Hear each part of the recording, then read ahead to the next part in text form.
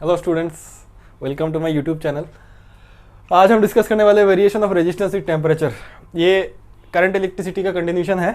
ठीक है, I hope कि प्रीवियस वीडियो तुम देख चुके हो। वहाँ पे हमने डिस्कस की थी variation of resistivity with temperature. वहाँ पे मैंने रेजिस्टिविटी जो है वो नया टर्म है वो इंट्रोड्यूस किया था।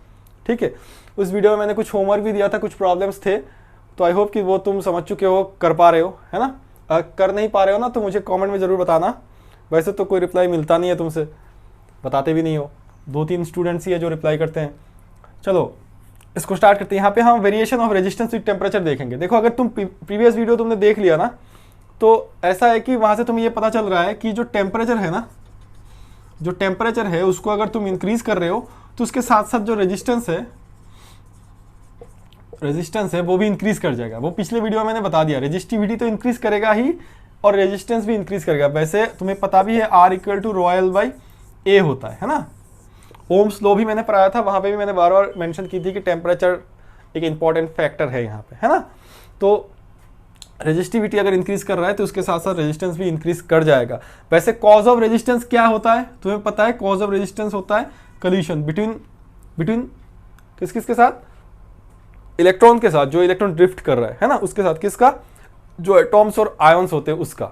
ठीक है, तो तुम जब टेम्परेचर तुमने बढ़ा दिया तो होगा क्या कि इसमें बहुत ज़्यादा, मतलब टेम्परेचर तुमने बढ़ा दिया तो एक्स्ट्रा एनर्जी मिल जाएगा, तो बहुत ज़्यादा कोलिशन होगा उस टाइम। बहुत जल्दी जल्दी मूव करेगा ना तो बहुत ज़्यादा रैंडमली कोलिशन होगा, तो कोलिशन बहुत ज़्यादा होगा तो रेजिस्टेंस बढ़ जाएगा। ठीक है, देखो ये जो है ये what is the physics behind this, वो मैंने बताया। इससे पिछले वाले वीडियो में भी ये बता चुका हूँ मैं। बट यहाँ पे जो हम करने वाले हैं ना, यहाँ पे हम एक मैथमेटिकल फॉर्मूला लिखने वाले हैं कि कैसे वो मैथमेटिकली वेरी करता है टेम्परेचर के साथ। ठीक है, तो यहाँ पे हमें एक चीज़ पता है, इस टॉपिक को पढ़ने से पहले हमें ये पता है पहले से ही कि रेजिस्टेंस जो है वो टेम्परेचर के साथ साथ इंक्रीज कर ही जाएगा। मतलब तुमने टेम्परेचर बढ़ा दिया तो रेजिस्टेंस भी बढ़ जाएगा। बेसिकली हम यहाँ पे कंडक्टर के बारे में ही बात करेंगे। वैसे पिछले वीडियो में तुमने देखा, वहाँ पे मैंने कंडक्टर मतलब कॉपर मैंने यूज़ किया था, फिर सेमीकंडक्टर और एलॉय के बारे में बात की थी। वो वेरिएशन जो था हमने ग्राफिकली रिप्रेजेंट किया हुआ है। यहाँ पे ग्राफिकली हम रिप्रेजेंट नहीं करने वाले हैं, सिर्फ एक मैथमेटिकल फॉर्मूला ही ड्राइव करेंगे। ठीक है, तो चलो मान लेते हैं ये हमारे पास एक कंडक्टर है। ये कंडक्टर है जिसका रेजिस्टेंस इनिशियली R0 है। इनिशियली मतलब with respect to what? Initial जो भी टेम्परेचर में ये था पहले, तो लेट अस कंसीडर कि वो वाला टेम्परेचर T1 था। तो T1 क्या हो गया तुम्हारे पास? इनिशियल टेम्परेचर हो गया। ठीक है, नॉट नेसेसरी कि ये वाला टेम्परेचर रूम टेम्परेचर ही होना चाहिए, हो भी सकता है जो भी टेम्परेचर पहले था, मान लो ये रूम टेम्परेचर है, तो रूम टेम्परेचर में ये इसका रेजिस्टेंस है R0। अब मैंने कहा कि इसको तुमने एक्सटर्नल हीट देके या फिर किसी भी तरीके से इसका टेम्परेचर तुमने बढ़ा दिया। ठीक है, टेम्परेचर बढ़ा के तुमने इसका टेम्परेचर T2 कर दिया। ठीक है, तो टेम्परेचर अब इसका T2 हो गया, तो इसके साथ साथ इसका जो रेजिस्टेंस है वो क्या सेम रहेगा? वो तो सेम नहीं रहने वाला है, तुम्हें पता है क्यों? क्योंकि टेम्परेचर बढ़ने से रेजिस्टेंस भी बढ़ जाएगा। इसका मतलब R0, अब तो नया रेजिस्टेंस R0 नहीं होगा, तो लेट अस कंसीडर कि वो RT है।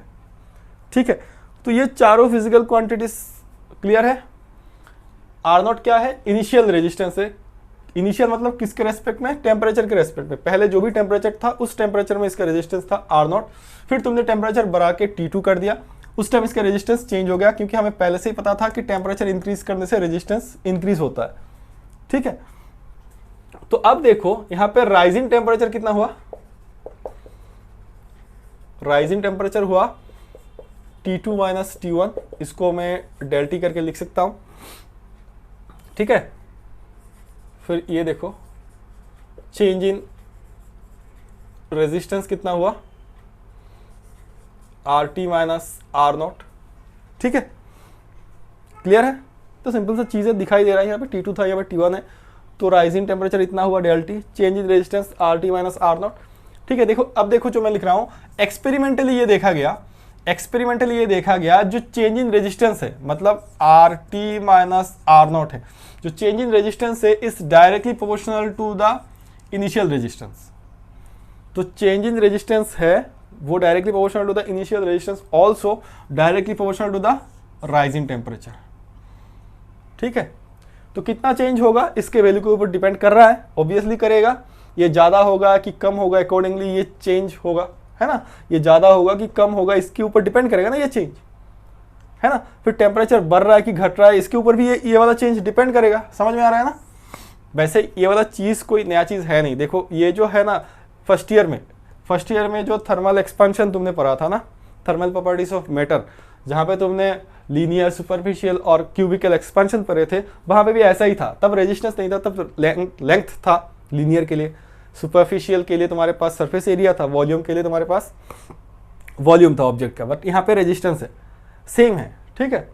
तो इनको जोड़ेंगे तो ऐसा होगा, next step, R T minus R not is proportional to R not delta T, ठीक है। तो experimentally it has been found कि this change is directly proportional to R naught. Obviously R naught के ऊपर डिपेंड करेगा, क्योंकि are not ज़्यादा होगा कम होगा उसके हिसाब से ये वेरी करेगा। फिर ये वेरी करेगा टेम्परेचर ज़्यादा है कि कम है, ठीक है। तो this is proportional to this one. Next step देखो, ये रब कर देता हूँ मैं। तो नेक्स्ट स्टेप तुम्हारे पास हो गया ऐसे, R T minus R not is equal to some constant. ये देखो यहाँ पे अब मैंने कैसे लिखा उसके ऊपर डिपेंड मत करो, मैं मेंशन कर रहा हूँ, ये प्रोपोर्शनलिटी सिंबल है और ये अल्फा है, ठीक है। अब ये मत कहना कि दोनों देखने में एक लग रहा है, मैंने बता तो दिया अभी, ठीक है। ये प्रोपोर्शनलिटी सिंबल है और ये अल्फा है, ये एक कांस्टेंट है, और साथ में R nought into delta T तुम ऐसे भी लिख सकते हो, देखो T2 माइनस T1 करके भी लिख सकते हो, या फिर डेल्टा टी ऐसे रख सकते हो। यहाँ पे कोई हार्ड एंड फास्ट रूल है नहीं यहाँ पे, ठीक है।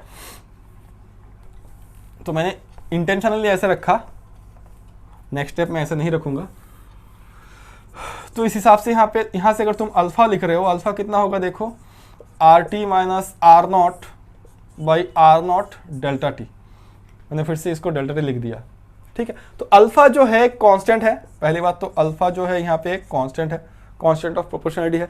इसका जो नाम है, इसका है टेम्परेचर कोफिशिएंट ऑफ रेजिस्टेंस, ठीक है। टेम्परेचर कोफिशिएंट ऑफ रेजिस्टेंस, ये इसका नाम है। अब तुम कहोगे कि इसका ये नया फिजिकल क्वांटिटी है, तो फिर इसका ऐसा यूनिट क्या होगा। तो यहाँ से देख लो, इसका यूनिट ओम होगा, इसका यूनिट भी ओम होगा, तो ओम ओम तो नहीं रहेगा, कट जाएगा, है ना। तो डिवाइडेड बाई है, मतलब पर डिग्री सेंटीग्रेड या फिर पर केल्विन होगा इसका ऐसा यूनिट। मैंने पहले से ही कह दिया था, वो थर्मल प्रॉपर्टीज ऑफ मैटर जैसा है एग्जैक्टली, है ना। वहाँ पे भी पर केल्विन या फिर टेम्परेचर था, वहाँ पे तो लेंथ, एरिया या फिर वॉल्यूम आता था, है ना।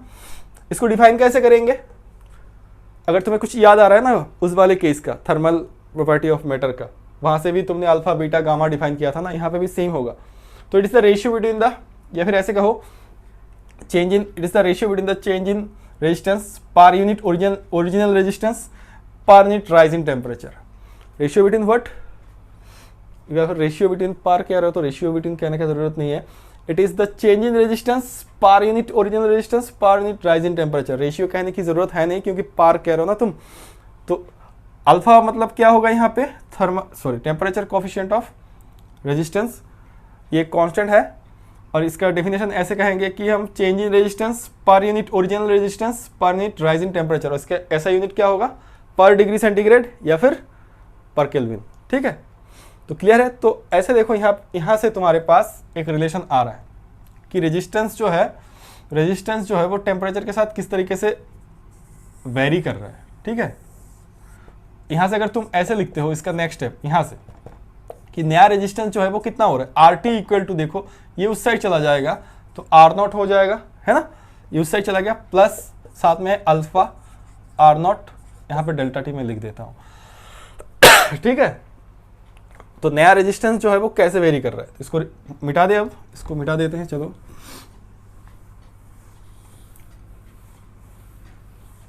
That implies R T equal to R nought, देखो कॉमन जाएगा यहाँ से, तो 1 प्लस अल्फा डेल्टा टी, ठीक है। तो ये तुम्हारे पास एक रिलेशन आ गया, इसको याद रखना है कि नया जो रेजिस्टेंस है अल्टीमेटली टेम्परेचर बढ़ाने के बाद वो टेम्परेचर के साथ इस तरीके से डिपेंड करते हैं, ठीक है। तो देखो इसके बेसिस पे कुछ प्रॉब्लम्स है, सॉल्व प्रॉब्लम है तुम्हारे बुक में 2, और कुछ प्रॉब्लम एक्सरसाइज क्वेश्चंस में भी है, तो वो तुम्हारा होमवर्क होगा। मैं वैसे बता रहा हूँ यहाँ पे जो सॉल्व प्रॉब्लम है ना तुम्हारे पास, ये 3 पॉइंट देख लेना, 4, 5 क्या होगा। वहाँ पे तुम्हें एक क्वेश्चन ऐसे मिल जाएगा कि एक क्वेश्चन सॉल्व प्रॉब्लम का जो पहला क्वेश्चन है वो ऐसे कुछ मिलेगा कि एक प्लैटिनम वायर है शायद, वो 27 डिग्री सेंटीग्रेड में उसका रेजिस्टेंस तुम्हें दे दिया गया, ठीक है। एक वायर है, कोई सा भी वायर है, मान लो प्लैटिनम वायर शायद लिखा हुआ है वहाँ पे। तो क्वेश्चन अगर तुम देख रहे हो ना, बुक खोल के देख सकते हो, देख लो पहले वाला जो क्वेश्चन है, 2 क्वेश्चन है, बैक टू बैक 2 क्वेश्चन है। तो पहला क्वेश्चन में ऐसा बोल रहा है कि एक प्लैटिनम वायर है, प्लैटिनम वायर में उसका रेजिस्टेंस कुछ दिया हुआ है यहाँ पे वैल्यू, ठीक है, इतना ओम दिया हुआ है। फिर कह रहा है कि यहाँ पे इस वायर के साथ ना तुमने एक पोटेंशियल अप्लाई कर दी, सम पोटेंशियल सम वोल्ट है इसमें, ठीक है, सम पोटेंशियल है, उसका कॉरस्पॉन्डिंग एक करंट भी चला गया, सम एम्पियर करंट यहाँ से गया। वो दोनों वैल्यूज तुम्हें गिवन है, तुम अगर देख रहे हो ना किताब को तो पढ़ पा रहे हो वहां पे। तो देखो अब बात यह है कि यहाँ पे इस सिचुएशन में तब टेम्परेचर कितना होगा। तो मतलब ये कहना चाहते हैं कि मेरे पास पहले जो वायर था उसका रेजिस्टेंस गिवन है, मतलब किताब में दिया हुआ है, वो रेजिस्टेंस में गिवन है, और वो रेजिस्टेंस इतना था, मतलब R0 का वैल्यू गिवन है और इतना इनिशियल टेम्परेचर तुम्हारे पास गिवन है ना। अब देखो RT जो है, RT तुम्हारे पास गिवन है नहीं, बट कह रहा है कि यहाँ पे फाइनली जो टेम्परेचर हुआ वो निकालो। तो पहले तुम्हें ये समझना पड़ेगा, इस रिलेशन को तुम ऐसे लिखोगे ना, T2 माइनस T1, मतलब पहली बात तो RT गिवन नहीं है, फिर T2 गिवन नहीं है। अब T2 तो मुझे कहा है कि भाई T2 तो निकालना है, तो चलो ये तो गिवन होगा ही नहीं क्योंकि इसको तो निकालना ही, ये गिवन कैसे होगा। R0 तो गिवन है, अल्फा गिवन है, ठीक है, अल्फा तुम देख लो, अल्फा गिवन है, इस क्वेश्चन में अल्फा तुम्हें दे दिया, एंड में क्वेश्चन के एंड में अल्फा तुम्हें दे दिया, ठीक है। तो RT कैसे करना है और कैसे पता चल रहा है कि टेम्परेचर डिफरेंट हो रहा है। प्रॉब्लम तो देखो अगर तुम ऐसे ही कर सकते हो तो वेल एंड गुड, बट यहाँ पे फिजिक्स ये समझना है कि RT का कॉन्सेप्ट कैसे आ रहा है और कैसे पता चल रहा है कि टेम्परेचर जो है अलग से होगा। टेम्परेचर तो पहले ये कहा था, फिर कहा कि अरे भाई मैंने एक पोटेंशियल अप्लाई कर दिया। अब देखो बात को सुनो, ये एक वायर होगा ना, एक वायर से तुमने पोटेंशियल अप्लाई कर दी तो उस वायर से करंट जा रहा है, तो यहाँ से तो हम V equal to RI apply कर देंगे यहाँ पे, तो यहाँ से RT तुम्हें मिल जाएगा। ये RT क्यों होगा? क्योंकि यहाँ पे करंट जा रहा है ना, पोटेंशियल अप्लाइड है, तो इसके वजह से करंट जाने की वजह से टेम्परेचर में चेंज होगा। तो टेम्परेचर में चेंज होने की वजह से जो पहले रेजिस्टेंस था वो चेंज हो जाएगा। तो इस हिसाब से यहाँ से कोई दूसरा रेजिस्टेंस होगा, कब? जब ये वाला फॉर्मूला होल्ड करता है। ये वाला फॉर्मूला जब होल्ड करता है तब रेजिस्टेंस तो R0 नहीं रहेगा, क्यों? तब तो करंट जा रहा है ना, तब तो इसको एक्सटर्नल एनर्जी मिला, पोटेंशियल अप्लाई कर रहे हो ना तो एक्सटर्नल एनर्जी मिल रहा है ना, तो इसके वजह से ये वाला रेजिस्टेंस R0 नहीं हो सकता।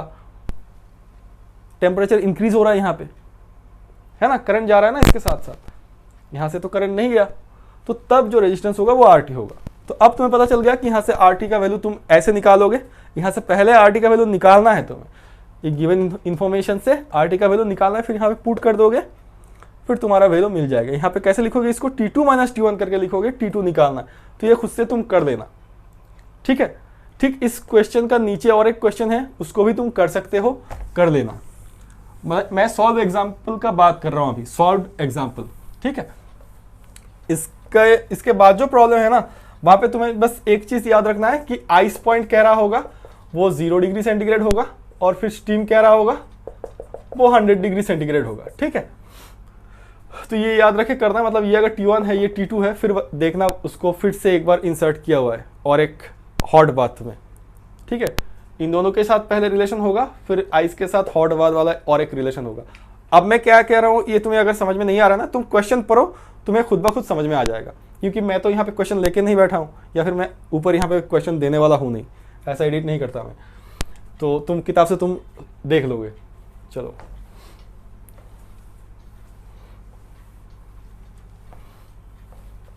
ये सॉल्व एग्जाम्पल्स के बारे में बात किया मैंने, ठीक है, सॉल्व एग्जाम्पल्स के बारे में बात किया। अब एक्सरसाइज में जाते हैं। एक्सरसाइज में तुम 3.5, 3.6, 3.7, 3.8 तुम आराम से कर सकते हो, इसको कर देना। ये होमवर्क है, 1 2 3 4 5 6 होमवर्क्स मैंने दे दिए। फिर एडिशनल एक्सरसाइज में जाओ, इसमें 3.16 ये कर सकते हो। ये वाला प्रॉब्लम एकदम इजी है, R equal to rho L by A, इससे हो जाएगा, ठीक है। बस एक चीज़ याद रखना है कि यहाँ पे डेंसिटी के बारे में बात हो रहा था इस क्वेश्चन में, डेंसिटी के बारे में, तो मास पर यूनिट वॉल्यूम जो होता है वही डेंसिटी होगा, है ना। ये रो रेजिस्टिविटी है। यहाँ पे मैं इंटेंशनली डेंसिटी को रॉ से नहीं रिप्रेजेंट कर रहा, क्योंकि बेसिकली हम raw equal to mass per unit volume लिखते हैं ना। यहाँ पे कंफ्यूज मत हो जाना, सारा सिंबल एक साथ मिला मत देना। तुम अलग कोई डेंसिटी के लिए डी लिख लो या फिर कुछ और लिख लो या फिर डेंसिटी ही लिखो, ठीक है। मासेस का रेशियो पूछा है, मैंने यहाँ पे सिर्फ हिंट दिया कि क्या करना है। रेजिस्टिविटी वाले प्रॉब्लम में वो सब चीज़ें तुम्हें पता होना चाहिए, है ना। रेजिस्टिविटी वाले प्रॉब्लम वो सब चीज़ें, मतलब अगर मटेरियल चेंज हो रहा है तो रेजिस्टिविटी चेंज होगा। वैसे यहाँ पे शायद मटेरियल चेंज बता ही दिया है, मेंशन कर रहा होगा एल्यूमिनियम ऐसे कुछ करके, तो रेजिस्टिविटी चेंज होगा शायद, वैल्यू दिया हुआ होगा। लेंथ, एरिया, ये सारा तुम्हें देखना है, फिजिकल पैरामीटर जो भी गिवन है। ये क्वेश्चन पढ़ लोगे तो तुम समझ लोगे। बस यहाँ पे इतना मैंने कहा कि यहाँ पे मासेस का रेशियो पूछा, तो मास पर यूनिट वॉल्यूम डेंसिटी है, डेंसिटी गिवन है, वो देख के तुम्हें करना है। अगर कर नहीं पा रहे हो तो मुझे जरूर बताना कमेंट बॉक्स में, ठीक है। अदरवाइज ये सिंपल सा प्रॉब्लम है, तुम कर पाओगे, ठीक है। चलो आगे बात करते हैं फिर से। बहुत सारा प्रॉब्लम होमवर्क हो गया, ढंग से करना इन प्रॉब्लम्स को, ठीक है। एक प्रॉब्लम और ले लो, मान लो तुम्हारे पास वो प्रीवियस रेजिस्टिविटी वाला प्रॉब्लम, ठीक है। मान लो तुम्हारे पास एक मटेरियल है जिसका रेजिस्टिविटी रो है और जिसका रेजिस्टेंस है R0, ठीक है। एक मटेरियल है जिसका रेजिस्टिविटी है रो और जिसका रेजिस्टेंस है R0। अब तुमने क्या किया, उस मटेरियल का जो लेंथ है ना, इनिशियल लेंथ L था मान लो, उसको तुमने स्ट्रेच कर दिया और स्ट्रेच करके n times of its original length कर दिया, n times of its original length कर दिया, ठीक है। तो इसको स्ट्रेच करते हुए कितना बार लंबा कर दिया तुमने, n टाइम ऑफ L कर दिया। तो अब इसका जो न्यू रेजिस्टेंस है वो कितना है। यहां पे मैंने कोई भी न्यूमेरिकल वैल्यू दिया हुआ है नहीं, इसका एरिया A है, ठीक है। इनिशियल एरिया इसका A है जब इसका लेंथ L था। तो यहाँ पे मैंने कोई तुम्हें न्यूमेरिकल वैल्यू दिया हुआ नहीं है, तो तुम मुझे बताना कि ये इन टर्म्स ऑफ एक एक्सप्रेशन आएगा वो क्या होगा, ठीक है। क्वेश्चन तुम समझ चुके हो, एक बार फिर से रिपीट कर देता हूँ। तो कि तुम्हारे पास क्या है, एक मटेरियल है जिसका रेजिस्टिविटी है रो और उसका रेजिस्टेंस इनिशियली R0 था और इसका लेंथ L और एरिया A है, उसको तुमने स्ट्रेच कर दिया। ऐसे एक प्रॉब्लम मैं दे चुका हूँ, तुमने आंसर में लिखा हुआ है कि 90 ओम आंसर है, देख रहा हूँ मैं कमेंट में, है ना। तो इसी तरीके से वहाँ पे मैं 3 टाइम्स था, यहाँ पे n टाइम्स है। तो सिंपल प्रॉब्लम है, n टाइम्स ओरिजिनल लेंथ तक तुमने स्ट्रेच कर दिया, तो इसका न्यू रेजिस्टेंस कितना होगा, ठीक है। तो इसका एक एक्सप्रेशन होगा, वो एक्सप्रेशन मुझे बताना। उस एक्सप्रेशन में ना एक चीज़ बता देता हूँ, A, L, रो ये सब तो नहीं आएगा, वैसे तुम्हें वो पता ही होगा, पिछले वाले प्रॉब्लम भी तुम कर चुके हो। चलो ये तुम खुद से करना। अगर हमारे पास कोई सिचुएशन ऐसा है ना कि रेजिस्टिविटी जो है ना वो लेंथ के साथ वेरी कर जा रहा है, मान लो एक क्वेश्चन ऐसे लेते हैं कि एक क्वेश्चन ऐसा है कि तुम्हारे पास जो रेजिस्टिविटी है कुछ ऐसा है, ρ नॉट 1 प्लस अल्फा एक्स। तो resistivity of a conductor having uniform cross sectional area, ये इंपॉर्टेंट लाइन है इसलिए लिख रहा हूं, अदरवाइज मैं नहीं लिखता। तो resistivity of a conductor having uniform cross sectional area is varying with length as this, ठीक है। तो कह रहा है कि एंटायर लेंथ के लिए, अगर इसका लेंथ है, अगर लेंथ ऑफ द कंडक्टर है कैपिटल L, ठीक है, तो एंटायर लेंथ के लिए इसका जो रेजिस्टेंस होगा वो कितना होगा। फिर से एक तुम्हारे पास वायर है मान लो, उस वायर के लेंथ के साथ रेजिस्टिविटी जो है वो कांस्टेंट नहीं रह रहा है, इस तरीके से वेरी कर रहा है, बट उस वायर का एरिया जो है वो यूनिफॉर्म है, ठीक है। अब उस लेंथ के साथ अगर पूरा लेंथ तुम कंसिडर कर रहे हो, पूरा लेंथ, तो उस पूरा लेंथ में इसका रेजिस्टेंस कितना होगा। तो इसका मतलब हम ऐसे कर सकते हैं इस प्रॉब्लम को, देखो कि हमारे पास R इक्वल टू होता है, R equal to ρL by A होता है, ठीक है। बट इस सिचुएशन में ऐसा है कि मान लो L लेंथ तक वायर है, L लेंथ तक वायर है मेरे पास, ठीक है। अब कह रहा है कि पोजीशन के साथ ये ऐसे वेरी कर रहा है, मतलब अलग अलग पोजीशन में रेजिस्टेंस वेरी, रेजिस्टिविटी जो होगा वेरी होता जाएगा, ठीक है। तो मैं एक काम करता हूं, मैं ऐसे कर लेता हूं कि dx एक एलिमेंट्री लेंथ लेता हूं, ठीक है। dx एलिमेंट्री लेंथ के लिए जो रेजिस्टेंस होगा, पूरा रेजिस्टेंस तो मुझे निकालना है, वो तो मान लो r है, पूरा रेजिस्टेंस मुझे निकालना, तो dx के लिए जो रेजिस्टेंस होगा वो dr होगा, ठीक है ना। तो वो कैसे होगा, वो ऐसे होगा रो dx बाई a, ठीक है। तो अब जो रो होगा वो है rho naught into 1 plus alpha x d x by a, तो यूनिफॉर्म क्रॉस सेक्शनल एरिया है। फिर तुम्हें क्या निकालना है, टोटल रेजिस्टेंस निकालना है, तो फिर टोटल रेजिस्टेंस निकालो R integration 0 to R dr होगा। ये इंटीग्रेशन करोगे कहाँ से, यहाँ से लेके 0 से, यहाँ कितना है L, तो 0 से लेके L कर दो, इंटीग्रेशन 0 टू L, यहाँ पे लिखो rho naught by a 1 plus alpha x d x. Rho naught जो है वो कांस्टेंट है, वो गिवन है क्वेश्चन में, ठीक है। तो रो नॉट बाई ए बाहर निकल जाएगा, सिंपल सा प्रॉब्लम हो गया। तो रो नॉट बाई ए बाहर निकल गया, अंदर है तुम्हारे पास इंटीग्रेशन 0 टू L। इसको इतना लेंदी करने की ज़रूरत था नहीं, वैसे कर दिया मैंने, करो alpha x integration alpha x d x, यहाँ पे ब्रैकेट दे देते हैं, तो ये x हो जाएगा, ये L होगा अल्टीमेटली, और ये x² 2 होगा, मतलब L² 2 होगा। तो आंसर यहाँ से आएगा तुम्हारे पास, इतना तो तुम समझ चुके ही हो। दैट इम्प्लाइज R आएगा रो नॉट बाई ए, ये हो जाएगा L प्लस अल्फा L² 2, बस इतना आंसर है, ठीक है। समझ रहे हो ना, सिंपल सा एक प्रॉब्लम था, मैंने ये बताने की कोशिश की कि अगर रेजिस्टिविटी जो है यूनिफॉर्म नहीं होता, मतलब कांस्टेंट नहीं होता, अगर वेरी कर रहा है, ऐसा सिचुएशन हो रहा है, तो तुम्हें इंटीग्रेशन करके निकालना है, ठीक है। चलो आगे डिस्कस करते हैं।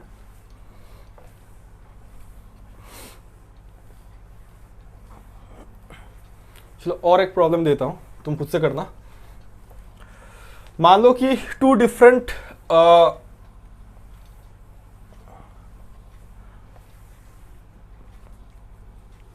सेम मटेरियल का मैंने 2 वायर ले लिया, मान लो, ठीक है। सेम मटेरियल का मैंने अगर 2 वायर ले लिया, तो क्वेश्चन ऐसा है कि 2 wire of same materials, 2 wires of same materials having their lengths in the ratio of 5:3 and their diameter in the ratio of 2:3. 2 wire of same material having their length in the ratio of 5:3 and their diameter in the ratio of 2:3, full stop. If the resistance of the first wire is 45 ohm, comma, find the resistance of the second wire, ठीक है। चलो ये तुम्हें खुद से करना है, यहाँ पे कौन कौन सा इंपॉर्टेंट पॉइंट ये मैं बताने वाला हूँ नहीं, ये तुम्हें खुद से ही करना है। अगर तुमने मेरे पिछले वीडियो समझ चुके हो, अभी भी मैंने कुछ बताया वो समझ चुके हो, तो ये तुम खुद से कर सकते हो। वायर है, बस इतना बता सकता हूँ, वायर है तो वायर तो सिलिंड्रिकल शेप ही होता है ना, इतना बता सकता हूँ। यहाँ पे एक चीज है और कुछ नहीं बताऊंगा मैं। आई होप कि क्वेश्चन तुम पढ़ पा रहे हो। मैंने वैसे एक बार डिक्टेट कर दूं, 2 wire of same materials having their lengths in the ratio of 5:3 and their diameters in the ratio of 2:3, full stop. If the resistance of the first wire is 45 ohm, find the resistance of the second wire. कैसे करना है अब तुम्हें ही करना है, जैसे भी करना हो। तो ये तुम्हारा होमवर्क है, बताना मुझे, ठीक है। चलो मैंने एक बार रीड कर दिया, तुम बैक करके फिर से सुन लेना। वैसे लिखते हुए भी मैंने बताया था, तुम लिख पाओगे इसको मुझे बताए, अगर विजिबल ना भी हो तब भी। चलो अभी हम कुछ और पढ़ते हैं आगे। टॉपिक ऐसा है कि limitations of Ohm's law. Limitation of Ohm's law. जैसे कि मैंने पहले ही बताया था, ये ओम्स लॉ जो होगा वो यूनिवर्सल लॉ नहीं है, इसको तुम यूनिवर्सल लॉ नहीं कह सकते, इसका कुछ लिमिटेशंस है, ठीक है। तो इसका इसी टॉपिक पे हम बात करेंगे कि इसका क्या क्या लिमिटेशन है। देखो मैं एग्जैक्टली एनसीईआरटी में जो है उसके हिसाब से बात कर रहा हूँ, ठीक है। तो यहाँ पे अगर एनसीईआरटी को तुम देख रहे हो, अगर तुम खोल के बैठे हो, तो वहाँ पे तुम्हें मिल जाएगा कि 3 लिमिटेशंस के बारे में इन्होंने डिस्कस किया है। तो हम भी 3 लिमिटेशंस के बारे में ही डिस्कस करेंगे यहाँ पे, ठीक है। तो समझने की कोशिश करते हैं। जैसे कि तुम्हारे पास V इक्वल टू RI है, V इक्वल टू RI है, ये ऐसे होता है कि V is proportional to I और I is proportional to V होता है ना। तो अगर ग्राफ के लिए बात कर रहा हूँ मैं, अगर ग्राफ ऐसे ड्रॉ करूँ, मैंने पिछले दिन भी बताया था I V अगर ऐसे हो या फिर V I अगर ऐसे हो, दोनों ही केस में ये पासिंग थ्रू द ओरिजिन ही होगा, क्योंकि दोनों प्रोपोर्शनल टू ईच अदर है ना, समझ रहे हो ना। तो इस ग्राफ को लेके हम डिस्कस करने वाले हैं, इस ग्राफ को लेके हम डिस्कस करने वाले हैं। तो चलो, पहला पॉइंट ये बताता है कि जो तुम्हारा V I जो कैरेक्टरिस्टिक्स है ना ग्राफ का, ओम्स लॉ जो है वैलिड नहीं है। मतलब V is proportional to I ऐसा तुम कह रहे हो ना, ऐसा होता नहीं है एक्चुअल सिचुएशन में। एक्चुअल सिचुएशन मतलब सिचुएशन कैसा हो वो वाला तुम्हें पता होना चाहिए। अगर तुमने पोटेंशियल अगर इंक्रीज कर रहे हो ना, पोटेंशियल अगर तुम इंक्रीज कर रहे हो, पोटेंशियल इंक्रीज कर रहे हो तो होगा क्या, पोटेंशियल इंक्रीज करोगे तो करंट इंक्रीज होता जाएगा। इसको हम और इलेबोरेटली समझते हैं। हमारे पास ऐसे डायग्राम था ना, इससे समझते हैं कि हमारे पास ऐसे डायग्राम था और यहाँ पे मैं बता रहा हूँ कि पोटेंशियल यहाँ पे इंक्रीज हो रहा है ना, करंट भी इंक्रीज हो रहा है। तो पोटेंशियल इंक्रीज कर रहे हो तो उसका कॉरस्पॉन्डिंग इलेक्ट्रिक फील्ड भी इंक्रीज हो जाएगा। इलेक्ट्रिक फील्ड इंक्रीज हो जाएगा तो इसके साथ साथ ड्री वेलोसिटी भी इंक्रीज होगा। ड्री वेलोसिटी इंक्रीज होगा तो I इक्वल टू E1 है, तो I भी इंक्रीज होगा। बहुत जल्दी जल्दी बात कर रहा हूँ, समझ रहे हो ना, या फिर मैं खुद को ही समझा रहा हूँ। चलो फिर से, ये वाला डायग्राम कोई नया डायग्राम है नहीं, है ना। इसी डायग्राम के बेस पे बहुत सारा फॉर्मूला डिराइव कर दिया मैंने। तो इसमें अगर पोटेंशियल तुम बढ़ा रहे हो तो इसका कॉरस्पॉन्डिंग इलेक्ट्रिक फील्ड बढ़ जाएगा। इलेक्ट्रिक फील्ड बढ़ जाएगा तो खींचेगा बहुत जोर से, तो ड्री वेलोसिटी जो एवरेज वेलोसिटी है ऑल द इलेक्ट्रॉन्स वो भी इंक्रीज होगा। I इक्वल टू E1 मैंने कहा था, है ना।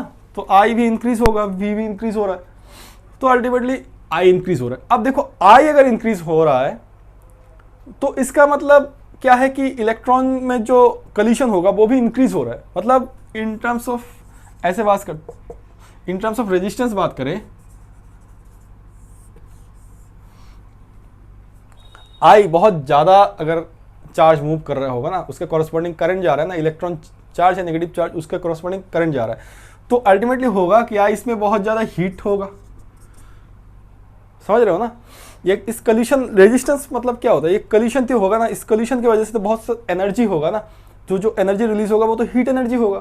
तो ये जो हीट एनर्जी है वो जो इंक्रीज हो जाएगा, इस हीट एनर्जी के इंक्रीज होने से टेम्परेचर जो होगा वो भी इंक्रीज हो जाएगा। अब टेम्परेचर इंक्रीज कर रहा है तो फिर रेजिस्टेंस क्या होगा, वो भी इंक्रीज हो जाएगा।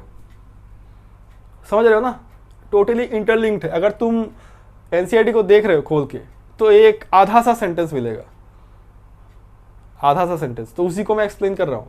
सीजेस ऐसा कुछ मिलेगा, सीजेस। तो जो भी हो, यहाँ पे देखो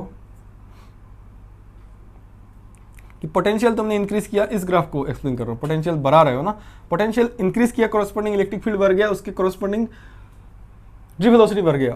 ड्री वेलोसिटी बढ़ गया मतलब कल्यूशन बहुत ज्यादा हो रहा है, करंट बढ़ रहा है ना, करंट बढ़ रहा है, दिखाई भी दे रहा है इस ग्राफ में, करंट बढ़ रहा है ना, करंट बढ़ रहा है, इसके कॉरस्पॉन्डिंग इतना करंट, इसका कॉरस्पॉन्डिंग इतना करंट, इसका कॉरस्पॉन्डिंग इतना करंट, इसके कॉरस्पॉन्डिंग इतना करंट, ठीक है।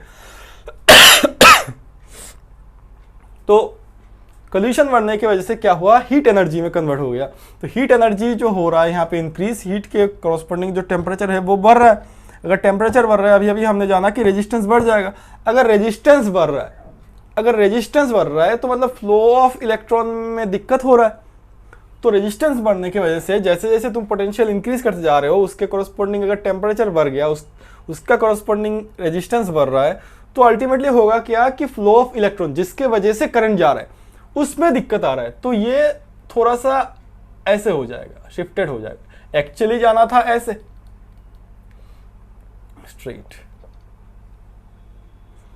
स्ट्रेट लाइन पासिंग, तो एक्चुअली जाना था ऐसे, तो ये ऐसे हो जाएगा। ऐसे क्यों हो रहा है कि पोटेंशियल तो बढ़ा रहे हो, उतना करंट नहीं बढ़ रहा, जितना एक्चुअली करंट बढ़ना था उतना नहीं बढ़ रहा है ना, समझ रहे हो ना।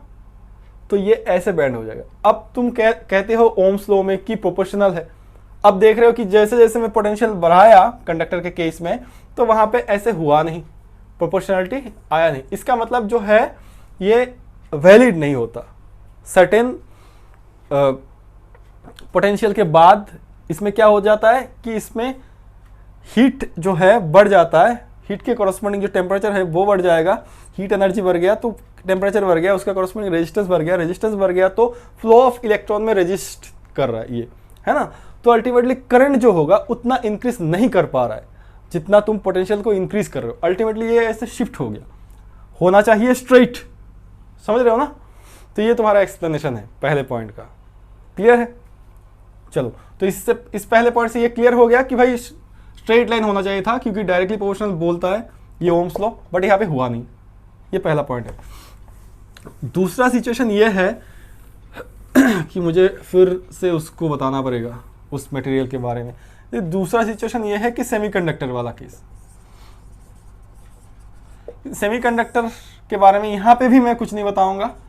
चैप्टर 2 में भी मैंने बताया था कि ओम्स लॉ के लिमिटेशन में हम डिस्कस करेंगे। पिछले वीडियो में भी मैंने बताया था कि ओम्स लॉ के लिमिटेशन में फिर से एक बार डिस्कस करूंगा सेमीकंडक्टर। बस इतना समझ लो ये एक टाइप ऑफ मटेरियल होता है, इसमें जो होता है ओम्स लॉ वैलिड होता ही नहीं। इसमें जो होता है ओम्स लॉ वैलिड ही नहीं होता। तो ये भी एक हो गया कि ये यूनिवर्सल लॉ है नहीं। क्यों? क्योंकि सब जगह पे तुम ये अप्लाई नहीं कर सकते। ये पोटेंशियल और ये आई है।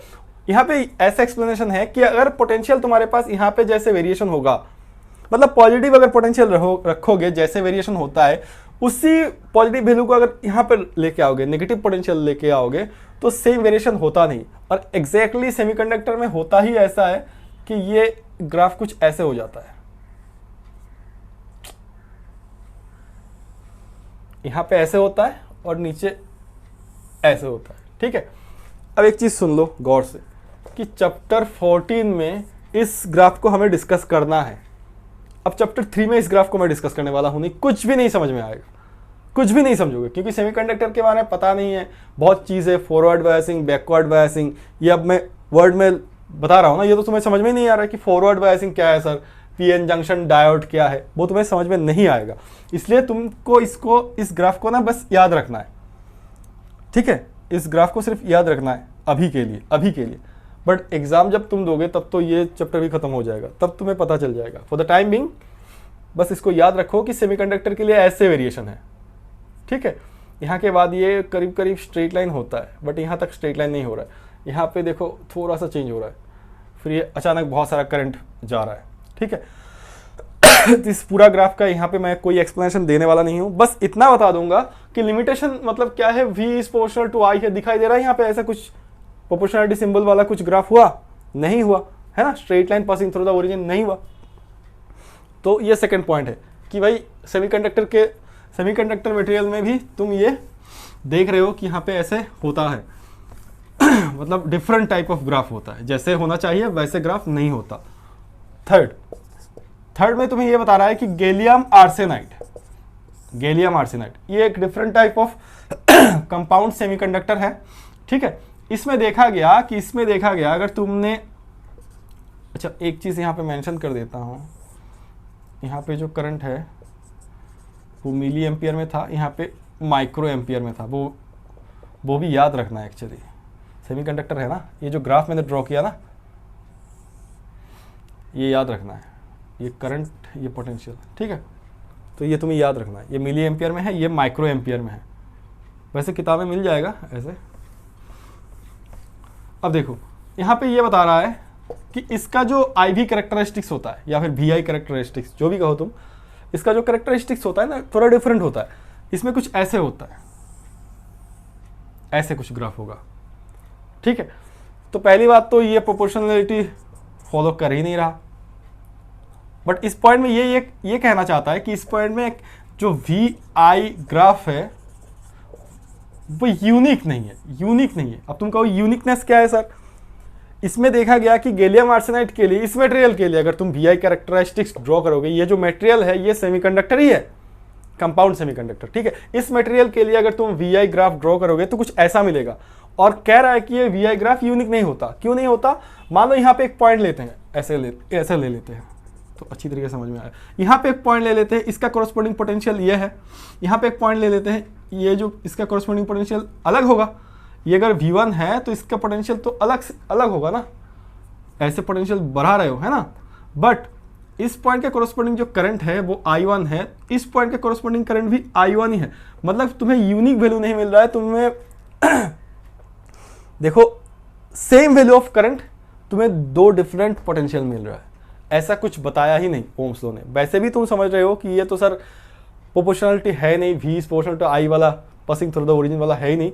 उल्टा तो इसमें ऐसे मिल रहा है कि सेम वैल्यू ऑफ करंट के लिए तुम्हें टू डिफरेंट पोटेंशियल मिल रहे हैं, ठीक है। सॉरी। तो ये तुम्हारे पास 3 ग्राफ थे जिसको मैंने एक्सप्लेन किया, और ये एनसीईआरटी के बुक के हिसाब से मैंने बता दिया जो लिमिटेशंस ऑफ ओम्स लॉ था। ओम्स लॉ जो है वो सर्टेन सिचुएशंस में वैलिड नहीं होते। कंडक्टर के केस में तुम अगर बहुत ज़्यादा पोटेंशियल बढ़ा दिए तो उसका कॉरस्पॉन्डिंग हीट एनर्जी बढ़ जाएगा, हीट एनर्जी की वजह से टेम्परेचर बढ़ जाएगा, टेम्परेचर की वजह से रेजिस्टेंस बढ़ जाएगा, रेजिस्टेंस बढ़ेगा तो करंट उतना नहीं बढ़ेगा पोटेंशियल बढ़ाने के बाद भी, ठीक है। फिर सेमीकंडक्टर वाला मटेरियल जो होता है उसमें कुछ अलग ही तरीके से होता है। अगर तुमने वही वोल्टेज अगर पीछे यहाँ पे 5 वोल्ट है, यहाँ पे अगर -5 वोल्ट तुम अप्लाई कर रहे हो ना, तो उसका करेक्टरिस्टिक्स कुछ अलग होगा, इसका करेक्टरिस्टिक्स कुछ अलग होगा, ठीक है, समझ रहे हो, सेम पोटेंशियल। और फिर हमने बताया कि गैलियम आर्सेनाइड जो है एक काइंड ऑफ कंपाउंड सेमीकंडक्टर है जिसका करेक्टरिस्टिक कर्व जो होता है, IV कर्व जो होता है वो कुछ अलग तरीके से होता है। वहां पे हमें ये देखने को मिलता है कि एक सिंगल वैल्यू ऑफ करंट के लिए तुम्हें 2 डिफरेंट पोटेंशियल का वैल्यू मिल जाता है, ठीक है। तो ये तीनों लिमिटेशंस तुम मतलब आई होप कि समझ चुके हो। चलो आगे बात करते हैं। मान लो मेरे पास एक ग्राफ है I और ये V, ठीक है, ये IV। तो ये ग्राफ ऐसा है, ये एक टेम्परेचर है T2, ये एक टेम्परेचर है T1, ठीक है। मतलब यह है कि T1 टेम्परेचर जब था तब ग्राफ ऐसे हुआ और T2 टेम्परेचर जब था तब ग्राफ ऐसे हुआ। तो इसमें तुम्हें यह बताना है कि भाई T1 और T2 में क्या है, मतलब T1 ग्रेटर देन T2 है, ये T2 ग्रेटर देन T1 है, ये दोनों सेम है, क्या है, ये नन ऑफ द अबव है। कैसे पता लगाओगे, कैसे पता लगाना है तुम्हें बताओ। इसके लिए स्ट्रेट लाइन हुआ पासिंग थ्रू द ओरिजिन ऐसे, इसके लिए स्ट्रेट लाइन हुआ पासिंग थ्रू द ओरिजिन ऐसे। देखो एक चीज याद रखना, इस प्रॉब्लम में ये मान के चलो कि ये जो तुम्हारे पास टेम्परेचर्स है ना, ये टेम्परेचर्स उतना ज्यादा नहीं है कि करंट ऐसे हो जाएगा, ठीक है। अभी भी स्ट्रेट लाइन फॉलो कर रहा है, मतलब अभी भी ओम्स लॉ फॉलो कर रहा है। ओम्स लॉ फॉलो करने वाला ग्राफ है ये, ठीक है, लिमिटेशन वाला ग्राफ नहीं है। तो इतना टेम्परेचर में भी ओम्स लॉ फॉलो हो रहा है, अभी भी हो रहा है, और ज्यादा होगा तो शायद कुछ और होगा, फॉलो नहीं करेगा, ठीक है। तो क्लियर है ये चीज। तो अब मुझे बताओ कि T1 is greater than T2 है, T2 is greater than T1 है, T1 इक्वल टू T2 है, और नन ऑफ द अबव। इसको तो नोटा लिखते हैं, देखो क्या है, कैसे करोगे बताओ। देखो ऐसे ग्राफ वाला प्रॉब्लम समझने के लिए ना तुम्हें एक चीज तो अच्छी तरीके से समझना है कि मान लो HS फर्स्ट ईयर में चले जाते हैं जहां पे हमने डिस्प्लेसमेंट टाइम ग्राफ ड्रॉ किया था यूनिफॉर्म मोशन के लिए। Displacement time graph motion uniform motion के लिए ऐसा होता है ना, पासिंग थ्रू द ओरिजिन वाला होता है, ऊपर भी हो सकता है, बट हम ऐसे केस लेते हैं यहाँ से, ऐसे ऐसे अगर हो रहा है तो इस ग्राफ से क्या पता चलता है, इस ग्राफ का स्लोप क्या होता है बताओ, इस ग्राफ का स्लोप क्या होता है याद है। अगर तुम कोई भी 2 पॉइंट लिए, यहाँ से कोई भी 2 पॉइंट लिए, तो इस ग्राफ का स्लोप जो होगा tan थीटा वो होगा, अगर पूरा ले लिया ऐसे ले लिया तुमने तो x/t होगा। वैसे x2 - x1 t2 - t1 ऐसे करके लिख सकते हैं, x1 ये x2 है, ये t2 है, ये t1 है, लिख सकते हैं, है ना। पूरा ले रहे हो, ये मान लो t है और इतना मान लो x है, तो पहले 0 है x और t भी 0 है, तो x2 तो x है, x1 0 है, t2 तो t है, t1 0 है ना। मैं बहुत जल्दी बता रहा हूँ क्योंकि अब पढ़ चुके हो, इसमें कुछ नया है नहीं जानने के लिए, बहुत कुछ नया है ही नहीं।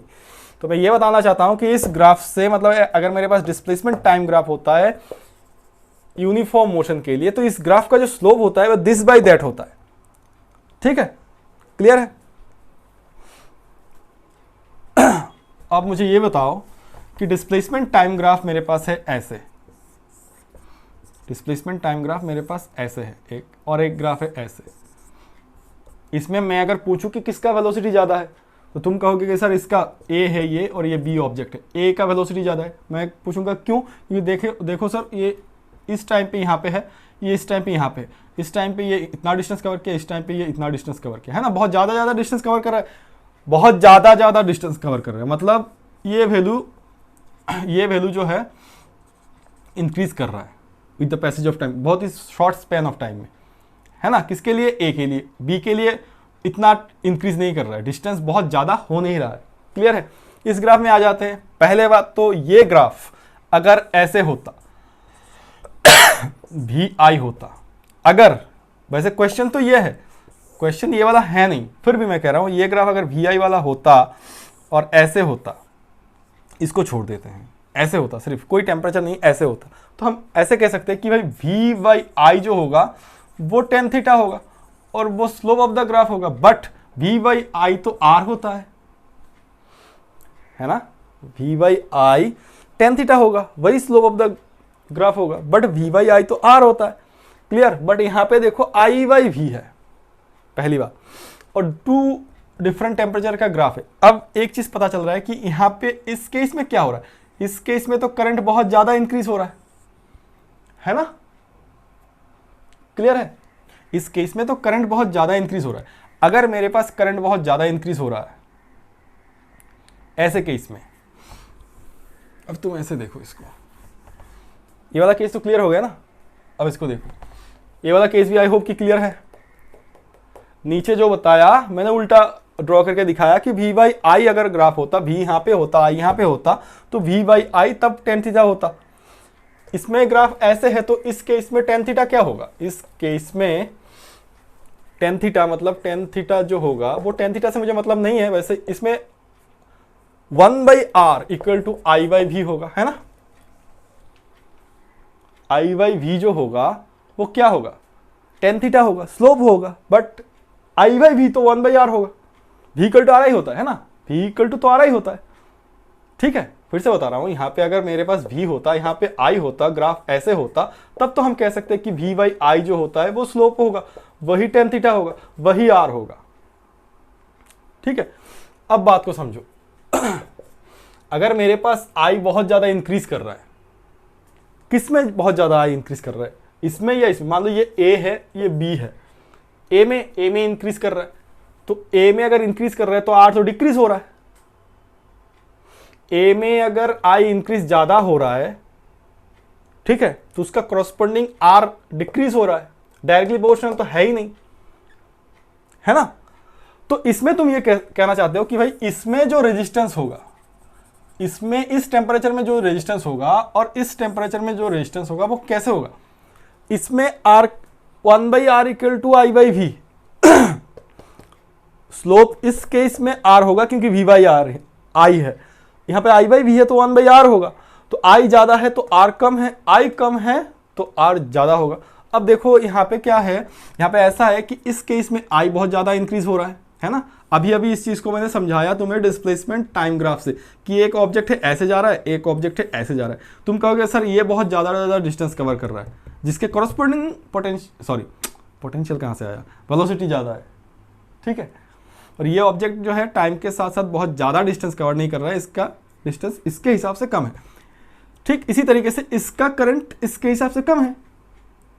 अब यहाँ पे रिलेशन में आ जाते हैं, तो यहाँ पे करंट बहुत ज़्यादा है तो रेजिस्टेंस कम होगा। अब रेजिस्टेंस कम होगा यहाँ पे, तो यहाँ पे रेजिस्टेंस थोड़ा सा इससे ज़्यादा होगा। यहाँ पे रेजिस्टेंस कम है, यहाँ पे रेजिस्टेंस इससे ज़्यादा है। रेजिस्टेंस ज्यादा तो तब होता है ना जब टेम्परेचर ज्यादा होता है, मतलब T1 is greater than T2, simple, खत्म, है ना। समझ आ रहा है? क्लियर है ना? ठीक है, समझ गए हो, आई होप कि समझ गए हो। ठीक है, तो I वर्सेस V और V वर्सेस I को तुम बारीकी से देखना कि कौन सा ग्राफ है। यहाँ पे V होता, यहाँ पे I होता तो सिचुएशन अलग होता। क्लियर है ना? यहाँ पे भी होता, यहाँ पे आई होता तो सिचुएशन अलग होता। ठीक है, नहीं समझ रहे हो तो बैक करके फिर से देख लो, मैंने सारा पॉइंट्स बता दिया यहाँ पे। फिर भी नहीं समझ रहे हैं ना, फिर भी अगर नहीं समझ में आ रहा है तो इसके लिए चलो ये वाला प्रॉब्लम करते हैं। चलो क्वेश्चन है ऐसे कि तुम्हारे पास एक VI ग्राफ है। अब VI ग्राफ है, ठीक है, ये टेम्परेचर T2 है, ये टेम्परेचर T1 है, ये एंगल थीटा है और ये एंगल भी थीटा है। अब तुमसे क्वेश्चन पूछ रहा है कि ये देखो दो डिफरेंट टेम्परेचर में जब तुमने टेम्परेचर T1 तक बढ़ा दिया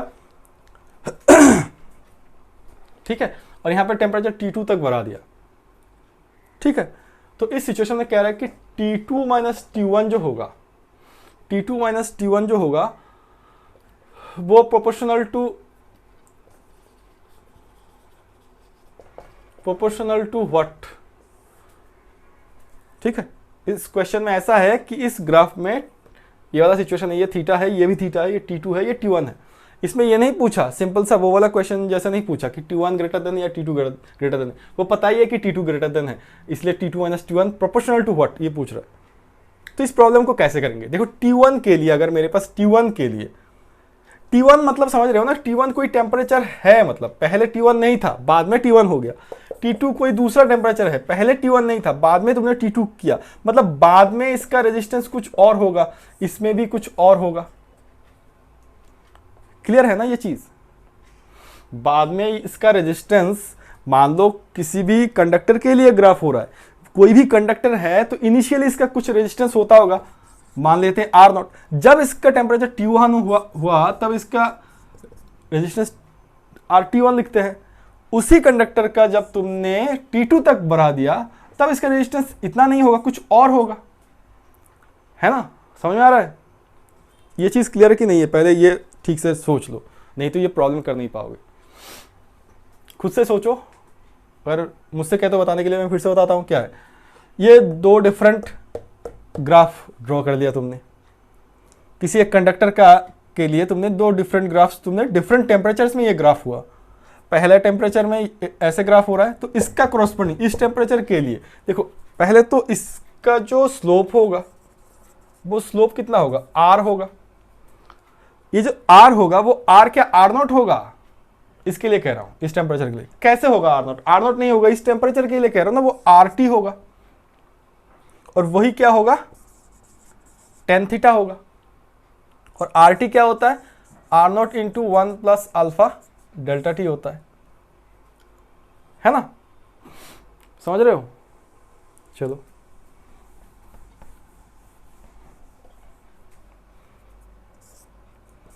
तो इस हिसाब से tan theta R0 1 plus alpha T1, ठीक है।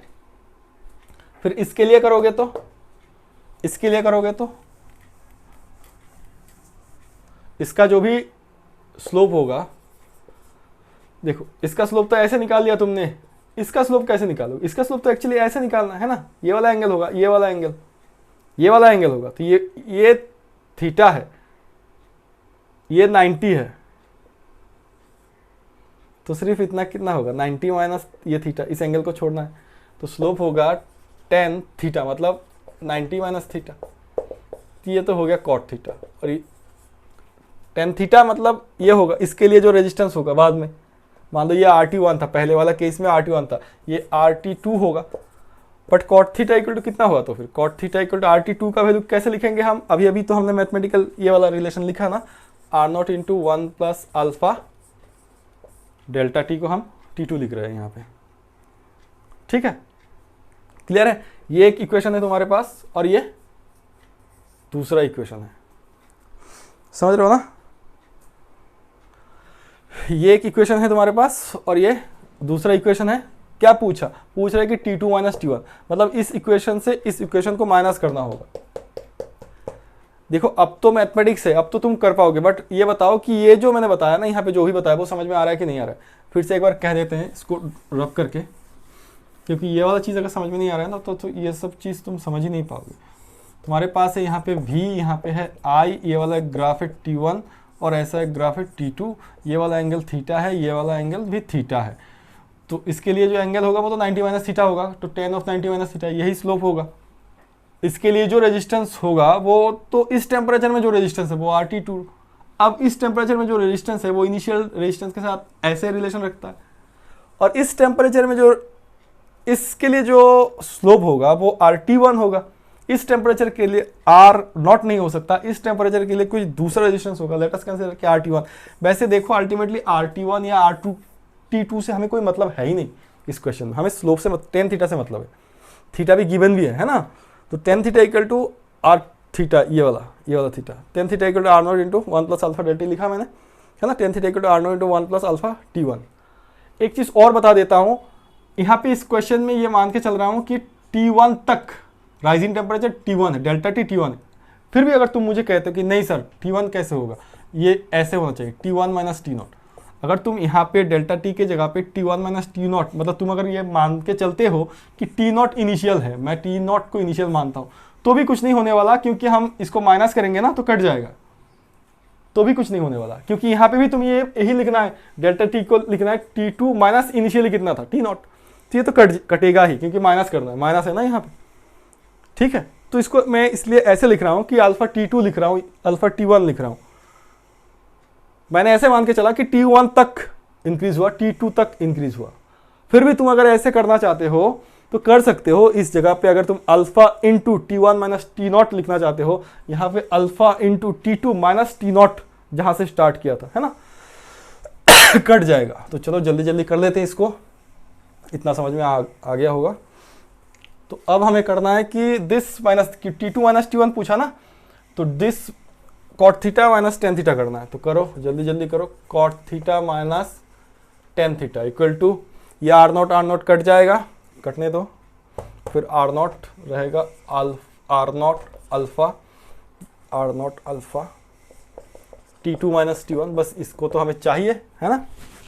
फिर इसमें देखो, इसमें क्या कर सकते, कुछ कर नहीं सकते, वैसे लिखो ऐसे cos theta by sine theta minus sine theta by cos theta, ये R0 अल्फा, ये अल्फा है, ठीक है, T2 माइनस T1, यही ये कांस्टेंट है, ये भी कांस्टेंट है।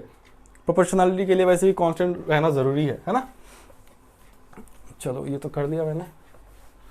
अब मैथमेटिक्स है यार, खुद से कर पाओगे, ऐसा भी कुछ है नहीं, है ना, खुद से कर ही पाओगे। इसको रब भी कर देते हैं, अब तुम खुद से करो, इसमें एलसीएम ले लो, तो ये हो जाएगा साइन थीटा कॉस थीटा, ये हो जाएगा कॉस स्क्वायर थीटा माइनस ये हो जाएगा साइन स्क्वायर थीटा। इसके साथ साथ हम इसको भी ले आते हैं 1/R0 अल्फा, तो सिर्फ इसमें रहेगा T2 माइनस T1। चलो, क्योंकि हमें T2 माइनस T1 से मतलब है, T2 माइनस T1, इसको इस साइड में पहले लिख लेते हैं, और ये वाला क्वांटिटी 1/R0 अल्फा, है ना। इसमें देखते हैं, ये cos square theta minus sine square theta, cos of twice theta हो गया डिवाइड बाई ये साइन थीटा कॉस थीटा, है ना। तो इसमें 2 हम मल्टीप्लाई कर देते हैं, 2 साइन थीटा कॉस थीटा, और साथ में यहाँ पे भी 2, ये 2 कट जाएगा, है ना, 2 तो था नहीं, इसलिए 2 यहाँ पे मल्टीप्लिकेशन डिवीजन किया, but 2 sine theta cos theta लिखने से क्या होगा, साइन ऑफ ट्वाइस थीटा का फॉर्मूला हो जाएगा, है ना। थोड़ा सा त्रिकोणमिति भी आना चाहिए, नहीं तो होगा नहीं ये प्रॉब्लम। तो T2 minus T1 equal to 1/R0 alpha, ये हो जाएगा यहाँ पे 2, ये वाला 2 तो रहेगा, और यहाँ पे होगा cos of twice theta divided by यहाँ पे 2 साइन थीटा कॉस थीटा, मतलब साइन ऑफ ट्वाइस थीटा, है ना। तो 2 डिवाइडेड बाई R0 अल्फा, ये cos theta cos of twice theta by sine of twice theta, मतलब कॉट ऑफ ट्वाइस थीटा, ठीक है। तो हमें पूछा गया कि T2 माइनस T1 जो है वो किसका प्रोपोर्शनल है, ये सारा तो कांस्टेंट है, इसका मतलब T2 माइनस T1 जो है proportional to cot of twice theta है, ठीक है। खत्म भी हो गया मार्कर, है ना, समझ आ रहा है। तो देखो ये जो प्रॉब्लम है, इसमें तुम्हें ये पता होना चाहिए कि I y एक्सिस में है, V x एक्सिस में है, तो स्लोप क्या होगा। वैसे V by I equal to R होता है, V divided by I equal to R होता है। अब स्लोप के लिए तो y axis divided by x axis equal to slope होगा, उसके हिसाब से V बाई आई हो रहा है कि I बाई V हो रहा है, वो तुम्हें देखना है कि कैसे ग्राफ दिया हुआ है। इस प्रॉब्लम में V बाई आई था, पहले वाला प्रॉब्लम में जो T1 ग्रेटर देन T2 था उसमें I बाई V था, है ना। तो अकॉर्डिंगली R को लिखना है। इस प्रॉब्लम में ये भी जानना जरूरी है कि T1 टेम्परेचर में जो रेजिस्टेंस होगा वो R0 नहीं होगा, T2 टेम्परेचर में जो रेजिस्टेंस होगा वो भी R0 नहीं होगा, मतलब इतनी इनिशियल वाला होगा नहीं, क्योंकि T1 तक तुमने इंक्रीज कर दिया। इस प्रॉब्लम में मैंने ये बताया कि इनिशियल अगर टेम्परेचर तुम T0 ले सकते हो, but T1 minus T2 according to question चलोगे तो ये माइनस हो जाएगा, कट जाएगा। ठीक है, तो आई होप कि ये समझ चुके हो, और नेक्स्ट वीडियो में हम आगे बात करेंगे। बहुत सारा न्यूमेरिकल मैंने होमवर्क दिया, इसको ढंग से करना। समझ में आ रहा है कि नहीं आ रहा है वो कमेंट में बताओ। ठीक है, तुम कमेंट में बताते हो तो मुझे अच्छा लगता है, मतलब तुम समझ रहे हो कि नहीं, मतलब क्या मैं बता रहा हूँ यहाँ पे, मुझे भी तो पता चले कि कितना समझ में आ रहा है ना। और एक चीज़ कहना चाहता हूँ कि क्या तुम चाहते हो कि इसके साथ साथ मैं नीट का क्वेश्चन भी सॉल्व करना स्टार्ट कर दूँ? जैसे कि हमारे पास दो चैप्टर्स तो खत्म हो गए, और तुम क्लास 12 वाले हो, और तुम देख रहे हो कि मैं motion in a straight line first year का भी कुछ एक चैप्टर करवा रहा हूँ, about to finish the chapter. ठीक है, तो फर्स्ट ईयर का भी अगर नीट का शुरू कर दूँ क्या, मतलब motion in a straight line का अगर मैं डीबीबी सॉल्व करवाता हूँ, नीट का मतलब ये नहीं है कि प्रीवियस ईयर का क्वेश्चन सॉल्व करना, प्रीवियस ईयर का तो क्वेश्चन सॉल्व करना ही है। जैसे कि मैंने 4 वीडियो बना के रखा है नीट और जी का, है ना, वहाँ पे मैंने सिर्फ प्रीवियस ईयर क्वेश्चन ही सॉल्व किया। तो प्रीवियस ईयर क्वेश्चन तो सॉल्व करना है, बट ऐसा नहीं है कि प्रीवियस ईयर सारा क्वेश्चन प्रीवियस ईयर से ही आएंगे, प्रीवियस ईयर से तुम्हें पैटर्न पता चल जाएगा, है ना। तो मुझे बताओ कमेंट में ज़रूर कि करवाना है कि नहीं। ठीक है, अगर तुम चाहते हो तो अलग से प्लेलिस्ट बना के ना सिर्फ नीट जी के लिए स्टार्ट कर देंगे। जैसे कि वो वाला चैप्टर भी मेरा खत्म हो रहा है, motion in a straight line, तो उसका भी करना स्टार्ट कर दूंगा। और यहाँ पे चैप्टर 1 2 खत्म हो गया, और इसका भी आधा हो गया ना, आधा हो जाएगा तो इसका भी स्टार्ट कर देंगे। चैप्टर 1 2 तो स्टार्ट कर ही सकते हैं। कुछ प्रॉब्लम्स तो मैंने वैसे सिर्फ जो प्रीवियस ईयर क्वेश्चन है वो सॉल्व किया था, फिर मैंने छोड़ दिया था। अगर तुम लोग चाहते हो, वैसे ये जो है मैं थोड़ा सा बोर्ड बेस्ड, और 2-3 प्रॉब्लम ही है जो एंट्रेंस लेवल का करवा रहा हूँ, बहुत ज़्यादा एंट्रेंस का तो करवा नहीं रहा हूँ, है ना, बोर्ड बेस्ड ही हो रहा है। तो एंट्रेंस का चाहिए होगा तो मुझे कमेंट में ज़रूर बताओ, अकॉर्डिंग टू योर कमेंट मैं डिसीजन लूँगा। ठीक है, चलो आज के लिए इतना ही, थैंक यू, बाय बाय।